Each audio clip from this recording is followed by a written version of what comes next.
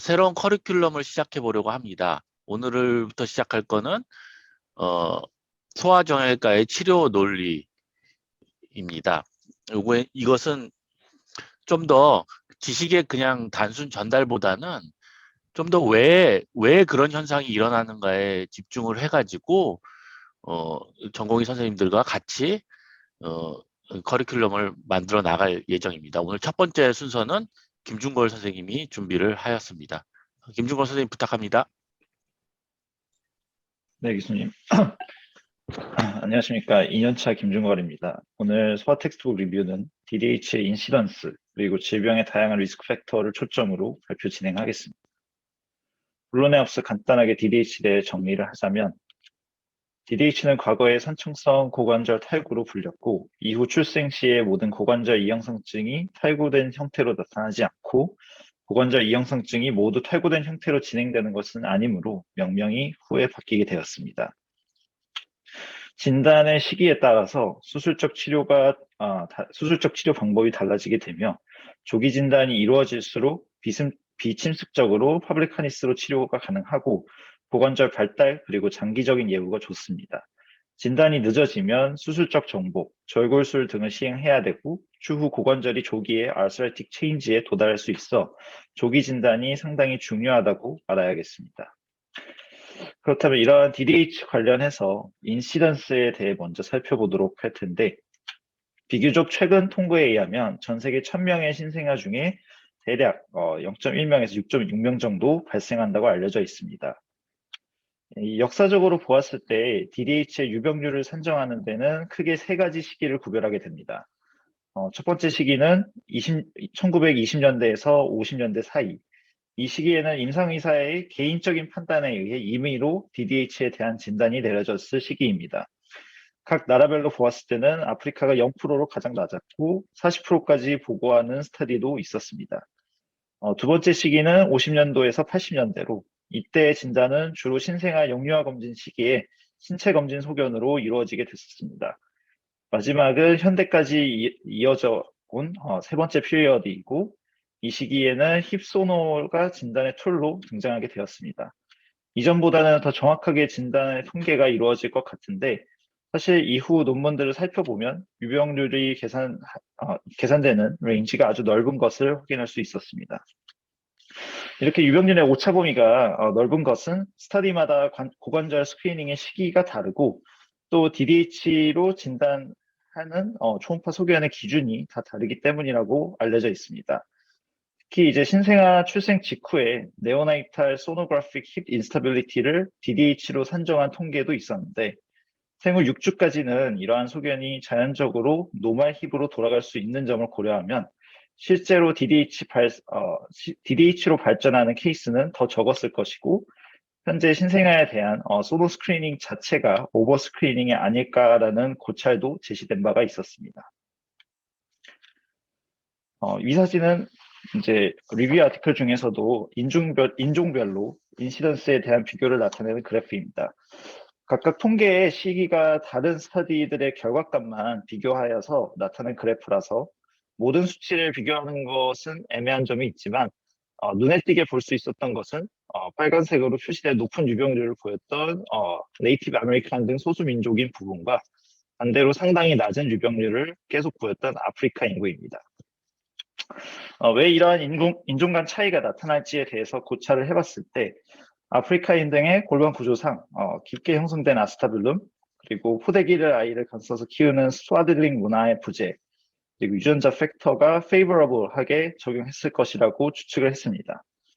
또한 미국인들 사이에서 시행한 연구 결과로 아프리칸 아메리칸과 타 인종이 결혼해서 자손을 낳는 경우 지네틱 믹싱을 통해 후손한 타인종이 원래 가진 DDH 유병률보다는 감소할 수도 있다는 보고도 있었습니다. 이와 반대로 미국의 네이티브 소수민족 같은 경우는 근친 결혼을 통한 타입 진풀이 내부에 형성되어 있고 스와들링 컬처가 보편화되어 있기 때문에 유병률이 역사적으로 계속 높았다고 분석을 했습니다. 그렇다면 이제 구체적으로 어떤 리스크 팩터들이 질병 자체의 발생, 나아가 각국의 유병률 차이를 만들었을지 살펴보겠습니다. DDH는 다양한 팩터들이 다양하게 작용해서 질병 발병에 기여하는 것으로 알려져 있습니다. 임의로 분류를 하였을 때 그 영향이 확실하게 질병에 기여하는 여부로 convincing 팩터일지 아니면 연관성만 있는 related 팩터일지로 나눌 수 있을 것이며, 기전으로 따졌을 때는 지네틱하게 작용하는지, 출생 과정에서 환경적, 머케니컬한 요소로 적용되는지로 분류를 해볼 수 있을 것입니다. 이제 팩터마다 왜 DDH에 영향을 주는지 살펴볼 텐데, 먼저 확실하게 질병에 기여한다는 리스크 팩터들에 대해 말씀을 드리고, 그 외에 최근에 대두되고 있는 연관성 팩터들에 대해 설명드리겠습니다. 네, 그래서 먼저 가장 잘 알려진 리스크 팩터인 브리치에 대해 말해보겠습니다. 오른쪽은 논문에서 발췌한 결과표인데, 표에서 보듯이 위에 트윈세팔릭 인 환자보다 트윈 브리치 환자의 DDH 유병률이 높은 것을 알 수 있었으며, 싱글톤 브리치에서도 유병률이 증가한 소견을 보였는데, 트윈 브리치 그리고 싱글 브리치 사이의 두 그룹에서는 트윈으로 인한 유병률 증가는 없는 것을 알 수 있습니다. 트윈에 대해서는 나중에 다룰 것인데, 이 논문을 통해서 알 수 있는 것은 브리치 포지션 자체가 DDH의 인디펜던트한 리스크 팩터로 작용한다는 것입니다. 논의가 되면 비교적 좁은 자궁 하부 공간 내에서 고관절이 낀 상태가 유지되면서 힙 인스타빌리티가 유발되는 것이 원인이 되겠으며, 두이의 신생아에 비해서 6.3배의 릴레이티브 리스크를 가진다고 알려져 있습니다. 브리치 내에서도 브리치 타입에 따라 유병률의 차이가 있다고는 알려져 있습니다. 다음은 피메일 젠더입니다. 오른쪽 표는 각국의 DDH 환자의 성비를 나타내며, 검은색이 여자, 흰색 부분이 남자를 나타냅니다. 전 세계적으로 지역과 무관하게 여성이 환자 내에서 높은 비율을 차지하는 것을 알 수 있습니다. 여성 성별 자체도 중요한 리스크 팩터로 작용하고 있으며, 그 원인 자체는 DDH의 패소제네시스 중 하나가 에스트로겐 메타볼리즘과 연관성이 있다라는 이론으로 설명을 하게 됩니다. 임신기간 피토 플라센탈 에스트로겐 메타볼리즘의 비정상 작용이 DDH를 초래할 수 있다는 논문들이 있는데, 한 스터디에서는 오픈 리덕션 서저리를 시행한 DDH 환자들에게서 바이옵시를 시행했을 때 내부 힙 캡슐이나 레이브룸의 에스트로겐 리셉터가 증가한 조직학적 소견을 발견했고, 이러한 리셉터들의 작용은 남성보다는 여성에게 있어서 두드러지게 나타나기 때문에 피메일 젠더가 DDH 자체에서 불리하게 작용되는 것으로 추측을 하였습니다. 가족력 역시 DDH의 중요한 리스크 팩터로 알려져 있는데, 통계적으로는 1.7배의 릴레이티브 리스크가 있다고 하며, 정상 부모이나 형제 자매 중에 DDH가 있을 때 6% 확률로 환자가 DDH에 이완될 수 있다고 알려져 있습니다. 네, 다음은 후천적 요소이자 환경적 요소이지만 DDH 발병에 중요한 영향을 미치는 스와들링입니다. 우리나라 말로는 아기를 포대기로 싸는 것을 의미합니다. 이 스와들링은 오래전부터 유래한 육아법 중 하나로, 최근까지도 피지올로직 디스트레스를 감소시키고, 그리고 아이의 보챔을 해결하는 것에 좋은 방법으로 알려져 많은 문화에서 양육에 사용하고 있습니다. 아마 힙 조인트에 대해서는 익스텐션, 어덕션 포스를 지속적으로 가하기 때문에 언스테이블한 방향으로 진행될 수 있게 만들며 DDH를 유발할 수 있는 중요한 리스크 팩터로 알려져 있습니다. 이 스와들링 이펙트를 증명하는 두 가지 사례 중 하나로 핀란드의 이제 세미라는 소수민족 부족의 케이스가 있습니다. 이 유럽의 소수민족은 아이를 포대기로 싸서 술록 옆에 이렇게 매달고 이동하는 관습이 있으며 유목 생활을 이어나가는 것이 전통인데, 핀란드의 이제 도시화 발전으로 전통 유목 생활을 고수하는 인구가 줄어들기 시작했고, 정통 방식으로 아이를 키우는 인구가 줄어들면서 이와 같이 젊은 세대로 가면서 DDH의 유병률이 점점 낮아진 통계 자료를 확인할 수 있었습니다. 일본에서도 비슷한 사례가 있었는데, 일본에서는 비교적 우연하게 교토의 한 병원에서 출생 직후 고관절이 문제 없었던 5명의 환아가 생후 1일 동안 익스텐션 다이퍼를 차고 지낸 뒤 검진을 다시 해봤을 때 오톨라니 테스트가 양성인 소견을 보였던 사례가 있었다고 합니다. 당시 해당 병원에서는 이것을 그냥 지나치진 않았고, 이를 계기로 대규모 연구를 통해서 전국적으로 스와들링이 DDH를 유발할 수 있다는 것으로 결론을 내어서 전국 대중들에게 이제 스와들링을 시행하지 말자라는 교육을 하는 캠페인이 주최되었고, 이 캠페인이 시행된 후에 일본의 DDH 유병률이 확연하게 감소한 것을 수치로 확인할 수 있었습니다. 이제 앞서 말씀드린 요소 외에도 DDH와 연관지어 언급되는 팩터들이 있는데, 이에 대해서도 몇 가지 설명하겠습니다. 첫 번째로는 조인트 렉시티입니다. DDH와 연관된 것으로 연구된 지인들을 살펴보면 대부분 콘드로제네시스, 스켈레탈 그로스톤과 연관된 것을 알 수 있습니다. DDH를 힙 조인트 자체의 서브록세이션을 해석할 수 있기 때문에 조인트 렉시티의 동반을 의심해 볼 수 있고, 실제 스터디들에서는 6세에서 10세 연령에서 DDH 환자가 다른 분들보다 조인트 렉시티가 더 호발한다고 보고된 바 있었습니다. 이 밖에도 잉비날 허니아의 유병률도 일반인보다 높았다고 보고된 것이 있습니다. 인과성이 적어 보이지만 최근 DDH와 출생 시기의 연관성 또한 유의미한 추세를 보고한 스터디들이 있습니다.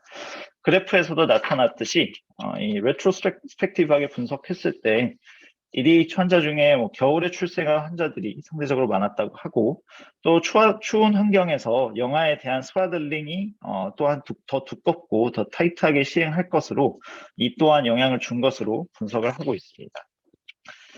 아까 잠깐 언급했던 트윈, 이제 다태아 임신에 대해서는 아까 말씀드린 표를 다시 볼 텐데, 여기서 트윈 브리치나 싱글톤 브리치인 두 그룹 내에서는 트윈으로 인한 유병률 증가는 없음을 알 수 있습니다.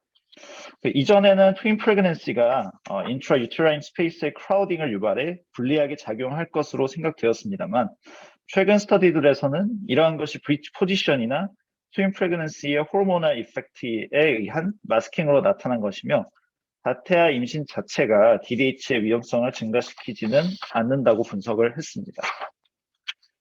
이제 세자리안 섹션 역시 이전에는 리스크 팩터로 생각됐던 부분입니다만, 최근은 C색 딜리버리 자체가 네오나이탈 소노그래픽 인스타빌리티를 증가시키지 않는다는 연구가 많이 나오고 있습니다. 텀 브리치 인판트에서는 C색이 오히려 유병률을 낮춘다는 보고도 있었고, 결과적으로 결과적으로 보았을 때 센터마다 태아의 C색 딜리버리의 인디케이션이 달라서 트윈 프레그넌시처럼 다른 마스킹 이펙트가 작용을 했을 것이라고 분석을 했습니다. 마지막으로는 미수가, 저체중아가 DDH에 미치는 영향입니다. 흔히 이제 발달이 느린 태아가 고관절 형성이 늦고 이가 DDH 유병률을 증가시킬 것처럼 생각되지만, 실제로는 오히려 프로텍티브 팩터로 작용되는 것 같습니다. 표에서 보이듯이 제스테이셔널 위크가 적은 프리텀일수록 고관절에 문제가 있는 환자의 비율이 더 적었고, 출생 시 체중도 적으면 적을수록 DDH 유병률이 감소한 것을 발견할 수 있었습니다. 이러한 현상들은 프리텀 인판트들이 마지막 임신 3분기를 온전히 거치지 못하고 출생하기 때문에 인트라 유테라인 팩터들의 영향을 덜 받기 때문이라고 해석이 됩니다. 에이티피칼 포지셔닝의 기회가 적어지고 작은 체구로 인한 크라우딩 이펙트가 없어지기 때문에 오히려 미수가 자체가 고관절 건강에는 유리하게 작용하는 것으로 추측하였습니다. 그래서 정리를 해보자면 DDH의 프리딕터로는 브리치, 패밀리아 히스토리, 젠더 등이 있습니다. 이러한 리스크 팩터들을 가지고 태어난 하나는 영유아 검진을 통해서 고관절 건강을 확인할 필요가 있습니다. 최근 이제 다른 여러 연관 요소들에 대해서 새로운 이제 분석이 이루어지고 있는 만큼 추후의 스크리닝 기준이나 위험 요소들의 중요성 등은 바뀔 수도 있겠으며, 조기 진단이 중요한 만큼 DDH의 리스크 팩터나 인시던스 등에 이해하고 숙지하는 것이 중요하겠습니다. 이상으로 이번 발표를 마치겠습니다. 감사합니다. 아유, 발표를 아주 매우 잘했습니다. 요 인시던스하고 리스크 팩터를 이해할 때, 바로 전수 슬라이드 한번 봐볼까요? 이해할 때 그냥 그걸 외우는 게 중요한 게 아니라 왜 이런 식의 인시던스가 생기고 리스크 팩터는 왜 중요한지를 이해하는 게 중요합니다. 그리고 스스로 그 환자를 볼 때, 이런 환자들이 왔을 때 이런 나의 지식이 어떤 식으로 적용될 수 있는지 자꾸 생각을 해봐야 돼요. 이게 뭐 교수가 됐던 오랜 동안 경험을 갖고 있던 사람이다 하더라도 이걸 그냥 생각하지 않고 그냥 지식으로만 알고 있으면 환자 보는 데는 전혀 도움이 안 될 수가 있어요.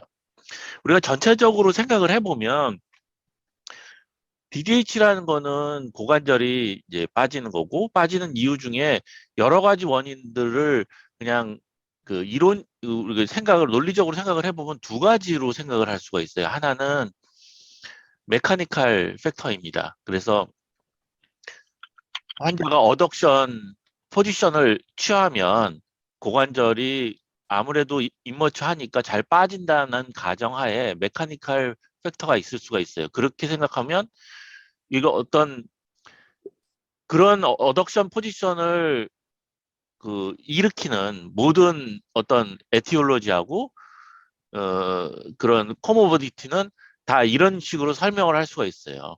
그래서 뭐 우리가 생각하기에 혹시 뭐 올리고 하이드로 암니오스 뭐 그래서 뭐 양수가 적으면 뭔가 좀 타이트하니까 그리고 퍼스트 베이비 그러니까 엄마 자궁이 좀 더 타이트할 때 그때 좀 어덕션 폴스를 더 받지 않을까.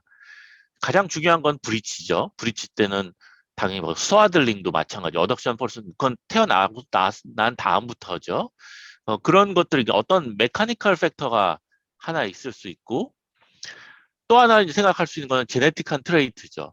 워낙 렉스에서 잘 빠질 만한 애들이 빠진다고 생각하는 건데 그 뭐 그렇게 생각할 수 있는 그런 식으로 우리가 이해할 수 있는 거는 여자, 피메일 젠더가 좀 더 렉스하니까 또 뭐 인종마다 좀 더 렉스한 제네틱 팩터를 가지고 있는 사람들이 있을 수 있죠. 그런 식으로 설명을 할 수가 있을 거고 실제로 조인트 렉스티를 가지고 있는 아이들 또는 패밀리 스토리라는 게 뭘까요? 패밀리 스토리라는 게 뭐 형제가 DDH를 갖고 있는데 다른 형제가 또 DDH를 갖는다는 거는 어떤 어떤 걸 공유하고 제네틱 트레이트를 공유하고 있다는 건데 그 공유하는 제네틱 트레이트가 뭔가 생각을 해보면 되게 결국 렉스티로 우리가 이해를 할 수가 있겠죠.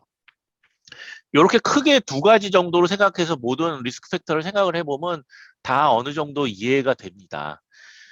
어, 그런데 또 하나는 또 이제 또 크게 또 생각해야 될 게 뭐냐면 이렇게 하나하나 이렇게 제시된 리스크 팩터가 다 같은 중요성을 갖는 건 아니에요. 왜 그러면 좀 더 임팩트가 큰 리스크 팩터가 있을 거고 리스크 팩터라고 이렇게 얘기는 하고 있지만 사실 그렇게 크게 뭐 별로 그 리스크가 높지 않은 또는 어떤 연구에는 시그니피컨트하게 나오죠. 어떤 연구에는 뭐 N수에 따라서 좀 별 리스크가 없는 것처럼 나오는 그런 리스크 팩터도 있을 수 있어요. 그러니까 크게 두 가지 리스크 팩터로 생각을 하고 그중에 좀 더 임팩트가 있는 거를 알아야 되겠다. 임팩트가 있는 거는 브리치, 패밀리 스토리, 피메일 젠더입니다. 요 세 개가 동시에 있다. 그럼 무조건 굉장히 리스크가 높은 걸로 생각을 해야 돼요.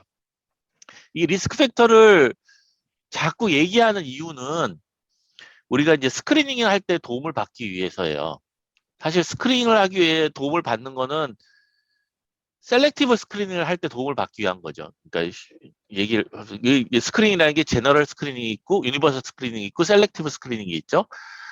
유니버설 스크리닝은 전 신생아 전부를 다 하니까 리스크 팩터가 중요하지 않죠. 그냥 다 하면 되니까 손으로 하면 되니까. 근데 이제 그게 재원이 안 되는 나라나 사회에서는 이건 너무 돈이 많이 드니까 어 일부 셀렉션을 해가지고 스크린을 해야 되겠다 하면 그러면 그때 이용되는 게 이 리스크 팩터가 됩니다.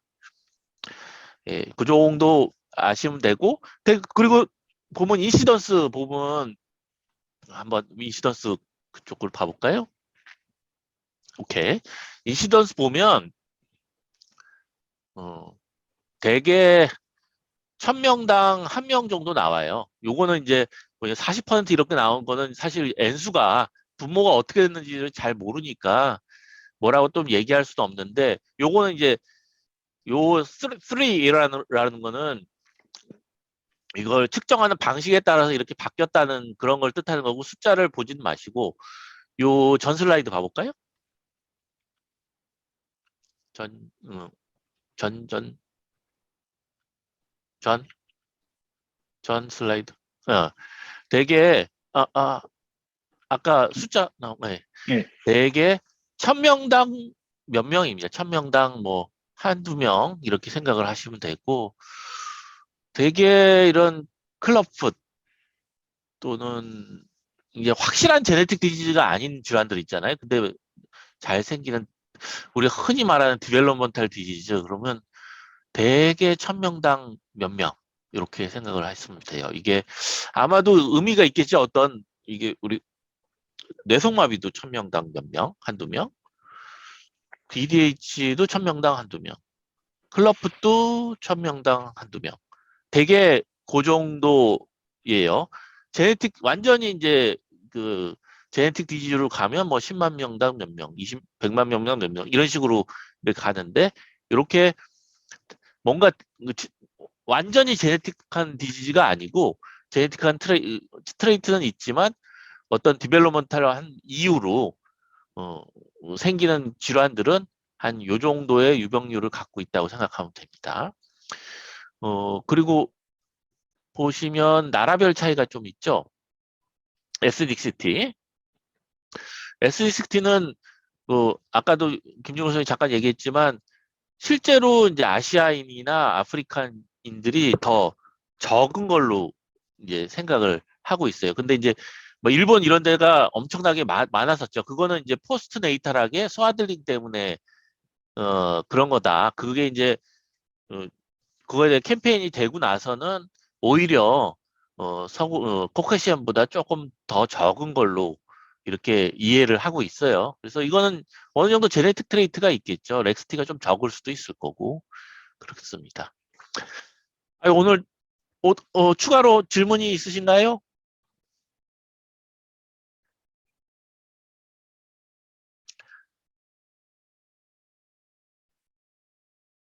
음, 오케이. 뭐 언제든지 요, 요, 요 커리큘럼은 제가 하는 커리큘럼은 지속적으로 여기 이제 첫 번째 치료 논리고 지속적으로 토픽을 정해가지고 좀 더 심층적으로 한번 좀 서로 토론하면서 이해해가면서 하는 방식으로 가볼 테니까 언제든지 나중에 질문을 해주셔도 됩니다. 네, 수고하셨습니다.